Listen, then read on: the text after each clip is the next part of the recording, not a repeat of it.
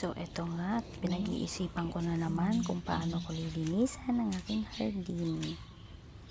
So, ayan, kung nakikita nyo, green pa yung mga kamatis ko. O, diba? Ang cute-cute lang.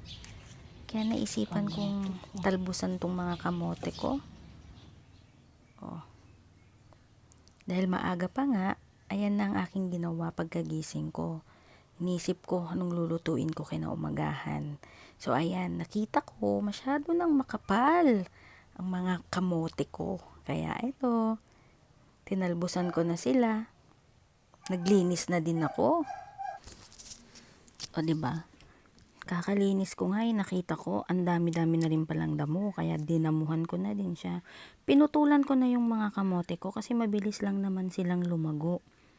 So, ayan, nilinis ko muna kaunti. At eto naman, dahil nga lunchtime, gusto nila munggo daw. So, ayan, nag-harvest muna ako ng malunggay namin. Niluto ko.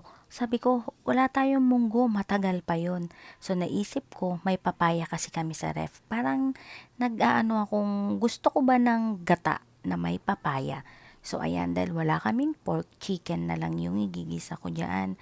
Kasi gusto ko talaga na may gata na papaya.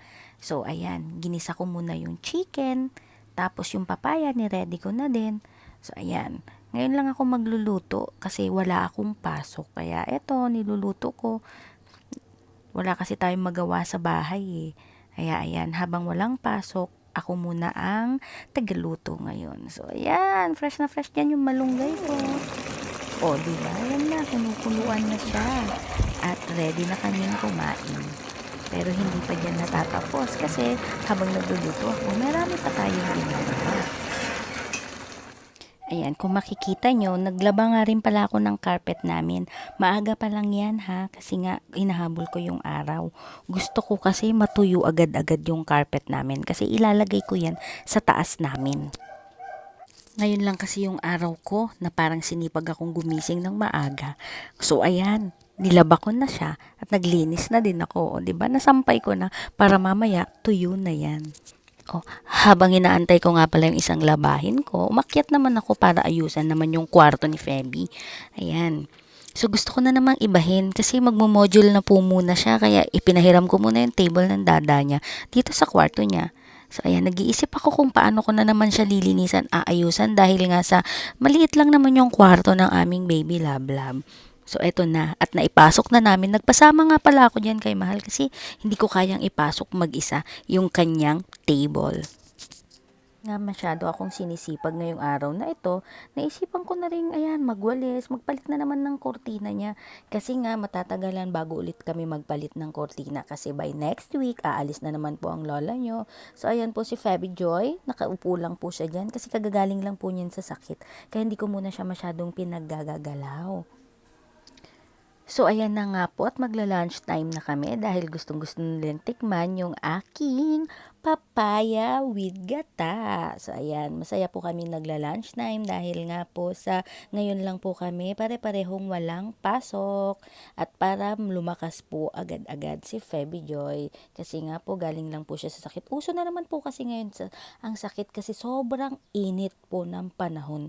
Kaya hanggat maaari po, pag wala po tayong magandang pupuntahan or ano, wag na lang po tayong lalabas. Dito na lang po tayo sa bahay natin maglinis, magayos at magluto. Mas tipid ka pa, 'di ba? So ito na nga dahil nga po tapos na rin ang nakasalang na labahin, sampay-sampay naman po tayo. O 'di ba? Napaka-multitasking ang lola nyo ngayong araw na ito. Ang dami kong nagawa.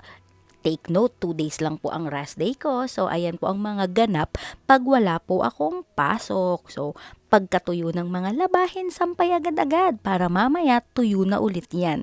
So, ayan, nakakatuwa lang kasi nga ang dami nating nagagawa pag maaga tayong nagigising, o 'di ba? At hindi na tayo lalabas, tipid pa tayo, di tayo makakagastos.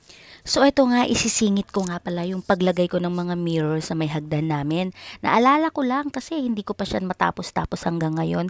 Papakita ko lang kung paano ko pinagdikit-dikit dahil nga sa No More Nails na yan. So, sobrang natuwa ako sa pagdidikit ng mga salamin. Iba yung kulay ng nabili ko diyan kasi wala na yung dating kulay na gusto ko. Pero huwag kayong mag-alala 'pag may time po ulit ang lola niyo, pipinturahan ko na lang po 'yan para magkaka-same na lang din sila ng kulay, o 'di ba? Sobrang tuwang-tuwa ako kasi hindi ko na kailangan mag-drill pa diyan dahil sa No More Nails na 'yan. Masyado akong natuwa at madami akong gustong ilagay. So ayan, napadami ako ng salamin. O 'di ba? So sipag. Panigurado nagtataka kayo kasi paiba-iba ako ng damit diyan. Eh kasi nga po, hindi lang iisang araw ko yan ginawa. Pag may time po ako, pag nakaisip talaga ako na may gagawin ako, sige na lang. Bago pa ako magpahinga, kahit may pasok ako niya, actually kagagaling ko lang yan ng work. Tapos nakita ko kasi na nakatambak dyan, sabi ko, ilalagay ko na nga to, kaysa naman nakaupo lang ako dito. So ito na, nilagay ko na talaga.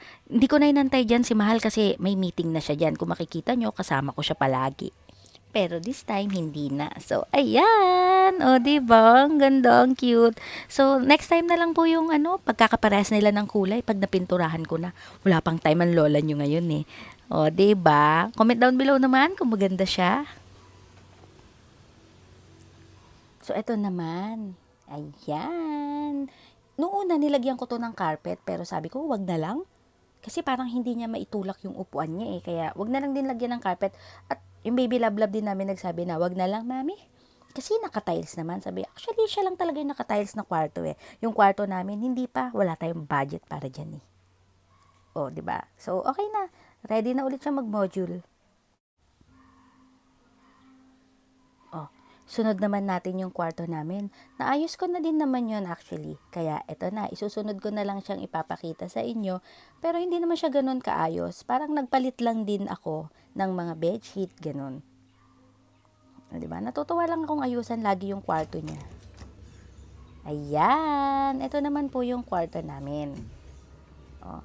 Yung carpet na yan dapat yung ilalagay ko sa kwarto ng baby love namin. Kaso sabi niya, wag na nga lang din daw. So, binalik ko na lang din dyan. Take note nga pala, yung nakita yung nilalabahan kong carpet sa baba, yan na lang ilalagay ko dyan pag natuyo na. Up of the moment, hindi pa kasi siya tuyo, kaya ganyan na muna siya. O ayan, nagpalit na rin ako ng kortina namin. Kasi for sure, pag alis namin, hindi na ako makakapagpalit ng kortina namin.